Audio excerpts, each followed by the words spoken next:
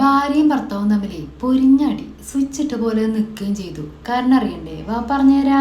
ഒരു വൈകുന്നേരം ഇവരുടെ വകയിലൊരു അമ്മാവൻ ഇവരുടെ വീട്ടിലെത്തിയതാണ് സംഭവം.